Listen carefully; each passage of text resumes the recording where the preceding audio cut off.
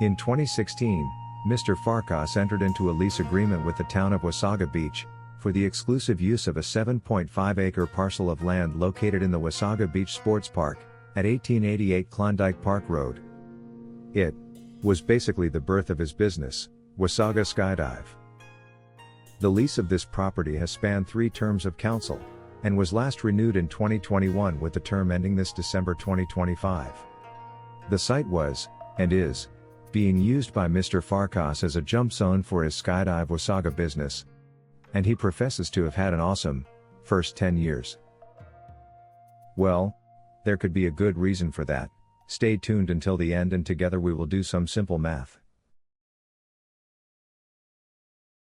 The first lease term began in 2016, at a rate of $3,000, and in the 2021 renewal, the rate increased on a graduated scale to $3,307.50 by the end of the current term. At this point we should mention that the $3,307 rate that Mr. Farkas has been paying is a yearly rate. He actually pays $275.63 per month. Mr. Farkas's lease is comprised of 326,250 square feet, or 7.5 acres of fine sports field turf.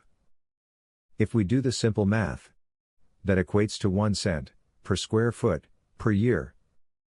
Yes, you heard it right.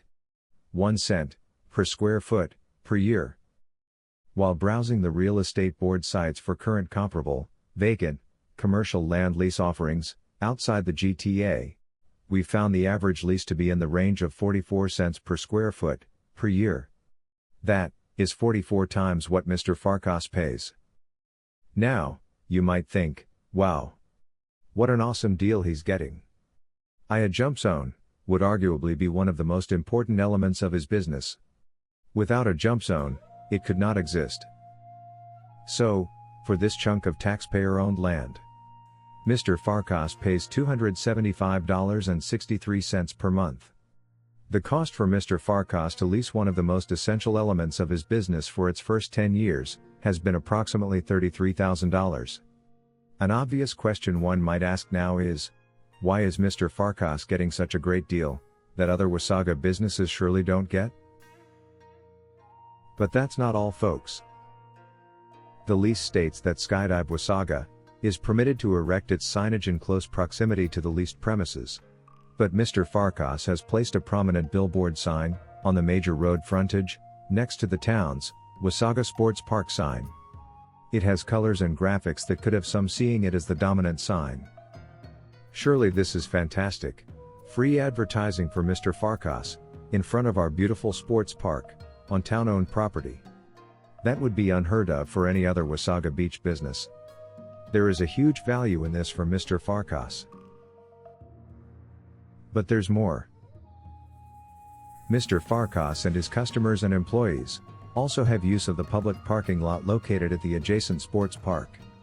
They also have use of the sports park's public washrooms. This is perhaps reasonable and is certainly a value-added feature to the lease. But he is not allowed to sublease or rent out any portion of the leased premises. And he is not permitted to allow the use of any machine dispensing goods for sale on the leased premises without the written consent of the landlord. However, it appears that Mr. Farkas has allowed a third-party ice cream vendor to set up shop on the leased premises without town consent. And as if that isn't enough, get this. Turf maintenance is provided to Mr. Farkas on his 7.5 acres by the town. While searching the market for pricing on medium to fine cut commercial grass mowing on large lots, the prices range from $500 to $1,000 per acre per season.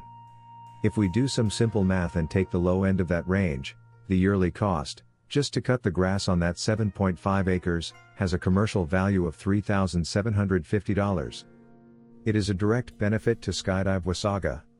And it is $442.50 more than Mr. Farkas pays to the town as yearly rent. So the Wasaga Beach taxpayer is, in essence, paying Mr. Farkas to be on town-owned property. We trust you can all see the obvious here. The taxpayers of Wasaga Beach have been subsidizing Leslie Farkas for 10 years, so that he could build his 10-year-old business into what he terms a fantastic success.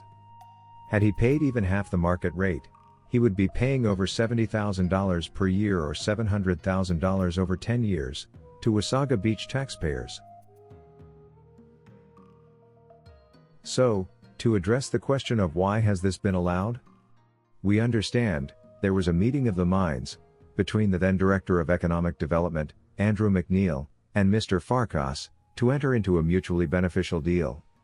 The town agrees to assist a fledgling business, in return for them helping to put Wasaga Beach on the map and to help boost tourism. Even 10 years ago we see the creative and enthusiastic advocacy for Wasaga Beach that the Chief Administrative Officer, McNeil, had and continues to have to this day.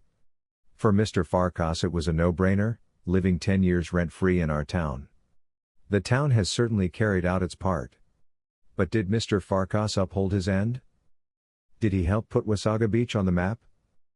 Did he reimburse the Wasaga Beach taxpayer with $700,000 in value? Not even close. In fact, his current social media behavior could be deemed negative publicity. We suspect that most people and tourists who come to our town have never heard of the company, Skydive Wasaga. So, who do you think got a good deal here? The Wasaga Beach taxpayer, or Mr. Farkas?